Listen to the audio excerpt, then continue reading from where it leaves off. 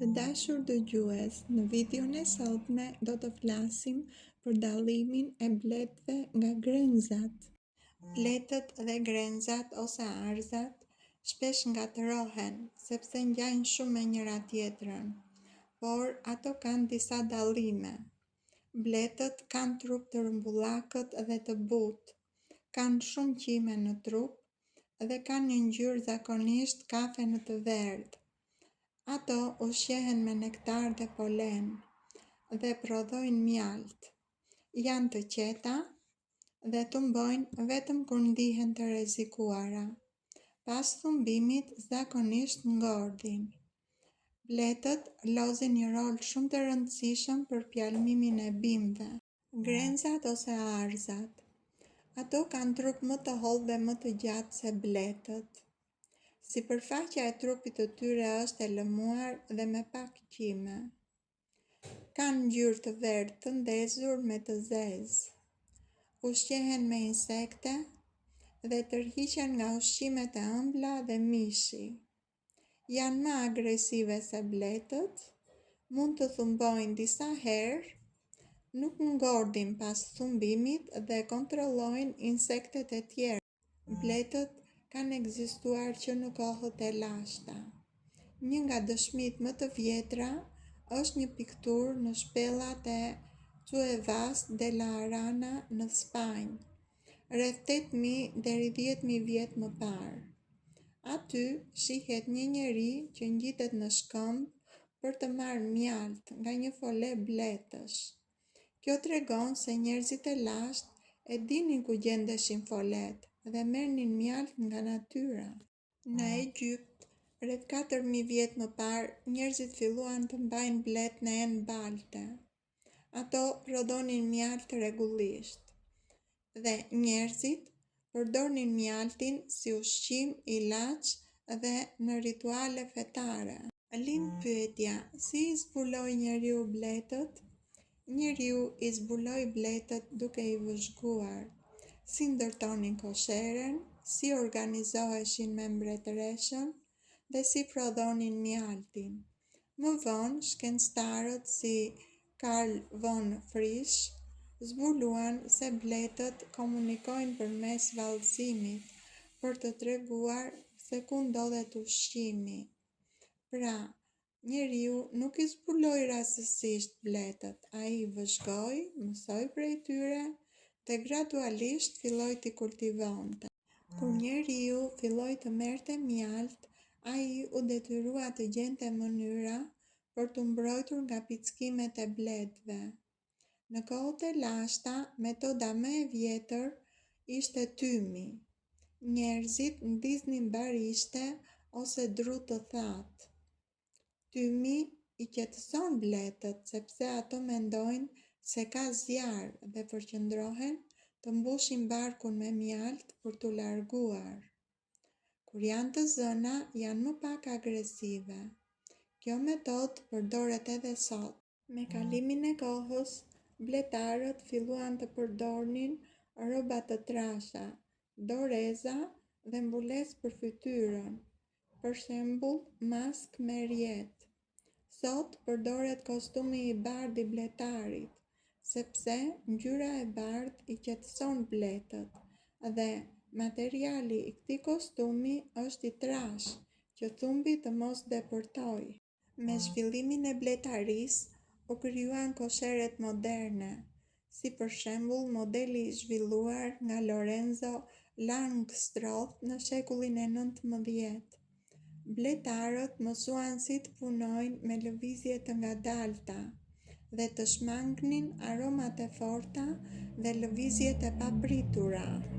Lind pyetja: si të mbrohemi nga bletët? Nuk duhet të bëjmë lëvizje të shpejta, të mos i godasim, të largohemi qetë nëse afrohen dhe të mos përdorim parfume të forta në natyrë. Si veprohet kur të pickon një blet? Hiqet sa më shpejt thumbi. Kjo realizohet jo duke e shtrydhur me gishta ose duke e kapur me ndonjë pincet, sepse mund të futet më shumë helëm, por Është mirë të fshihet anash me thua ose me një kartë plastike. Vendoset akull i mbështjell me një leckë për 10 deri në 15 minuta te vendi i thumbuar. Kjo ul dhimbjen dhe ëndjen. Vendi i thumbuar nga bleta lahet me ujë dhe mund të vendoset pak krem qetësues. Nëse ka shumë ëndje, mund të merret një antihistaminik sipas këshillës së mjekut. Nëse shfaqen vështirësi në frymarrje, ëndje në fytyrë, buzë dhe fyt dhe marrje mendsh, duhet menjëherë ndihmë mjekësore, sepse mund të jetë reakcion alergjik. Zakonisht, njerëzit që nuk janë alergjik, pickimin e kalojnë brenda 1 ose 3 ditësh. Dallimi i pickimit të bletës dhe grenzës. Bleta lë thumbin në lëkurë. Ajo ngort pas pickimit. Ekziston dhimbje e menjëhershme, djegje, skuqje dhe ëndje e kufizuar. Zakonisht, bleta pickon vetëm një herë. Shenjë dalluese është se shohim një pikë të vogël të zezë thumbi në lëkurë. Pickimi i grenzës ose arzës. Grenza nuk lë thumb në lëkurë. Ajo mund të pickojë disa herë dhe shkakton dhimbje shumë të forta dhe ëndje që përhapen shumë. Shenjë dalluese është se nuk ka thumb të mbetur në lëkurë dhe mund të ketë disa pickime njëherësh. Edhe në këtë rast, nëse ka frymarrje të vështirë, ëndje në fytyrë dhe fyt, dobësi apo marrje mendsh, duhet menjëherë ndihma mjekësore. Në përgjithësi, për njerëzit që nuk janë alergjik, këto pickime kalojnë brenda pak ditësh. Disa njerëz fryen më shumë pas pickimit të bletës ose arzës. Kjo ndodh si rezultat i reagimit të sistemit imunitar. Trupi i çdo njeriu reagon ndryshe ndaj helmit. Disa kanë reagim të lehtë, pak skuqje. Të tjerë prodhojnë më shumë histamin, që shkakton ëndje dhe kruarje më të madhe. Pickimet nga bletët dhe arzat në fytyrë, qafë dhe pranë syve fryen shumë dhe janë të rrezikshme. Në duar dhe këmbë zakonisht janë më pak të rrezikshme, por mund të ënjten shumë. Pra, mund të themi se sa më i fortë është reagimi i trupit ndaj helmit, aq më shumë fryhet zona e pickuar. Helmi i bletës dhe i grenzës nuk është i njëjtë, edhe pse të dy shkaktojnë dhimbje dhe ëndje. Helmi i bletës përmban melitinë, që është substanca kryesore që shkakton dhimbje dhe inflamacion. Përmban enzima si fosfolipaza dhe histamin. Bleta e lë thumbin në lëkurë. Dhimbja është e fortë dhe shpesh e kufizuar në zonën e pickimit. Helmi i grenzave përmban enzima të ndryshme, substanca që irritojnë indet, komponent që mund të shkaktojnë reagim më të fortë alergjik te disa njerëz. Grenzat nuk lën thumb, ato pickojnë disa herë. Dhimbja shpesh është shumë e fortë. Helmi i bletës dhe arzës ka efekt të njëjtë në dhimbje, skuqje dhe ëndje, por jo në përbërje kimike. Këto janë helme të ndryshme. Prandaj ndodh që dikush të jetë alergjik ndaj bletës, po jo ndaj arzës dhe anasjelltas. Lim pyetja: si e prodhon bleta helmin? Bleta në fund të barkut ka një qese helmi, si rezervuar. Aty ndodhen gjëndra që prodhojnë substancat helmuese, si melitina dhe enzima të tjera. Helmi ruhet në atë qese derisa përdoret. Kur bleta thumbon, muskujt e vegjël shtyjnë helmin përmes thumbit në lëkurë. Tek bleta punëtore, thumbi është me grepsa, prandaj ngec në lëkurë dhe vazhdon të pompojë elëm pak sekonda pasi bleta largohet. Edhe grenza ka gjendra helmuese dhe qese ruajtëse. Thumbin e ka të lëmuar, pa grepza. Çdo herë që thumbon, muskujt shtyn një sasi të vogël helmi. Lind pyetja, pse e prodhojnë helmin bletët dhe grenzat? Ato e prodhojnë për mbrojtje të foles, për gjueti, sidomos grenzat që kapin insekte. Helmi për to është si një armë kimike e vogël për mbijetesë. Një nga armiqt më të rrezikshëm të bletëve është Merimanga varroa. Ajo dobëson bletët dhe përhap viruse.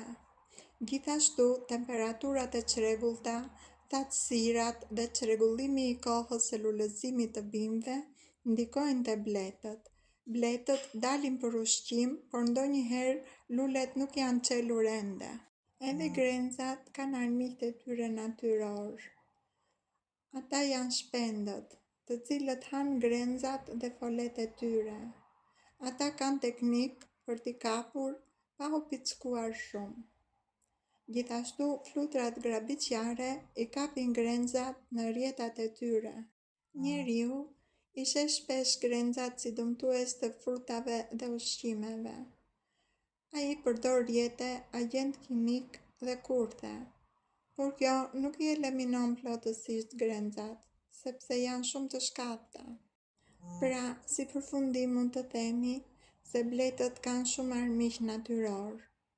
Grenzat janë më agresive dhe mbrohen më mirë. Armiku i tyre më i madh shpesh është njeriu, sëmundjet dhe parazitët specifik. Lind pyetja, nga se përbëhet foleja e grenzave?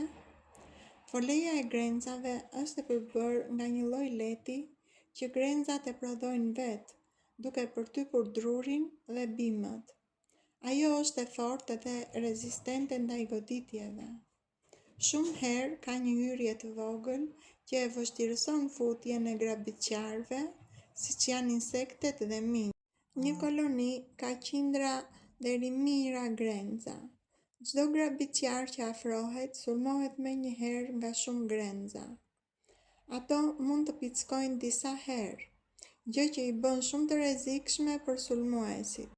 Këto insekte i ndërtojnë folet e tyre në pemë dhe shkure, shumë shpesh në degë të dendura që i mbrojnë nga era dhe grabiqarët. Disa specie i bëjnë folet në vrimat të braktisura.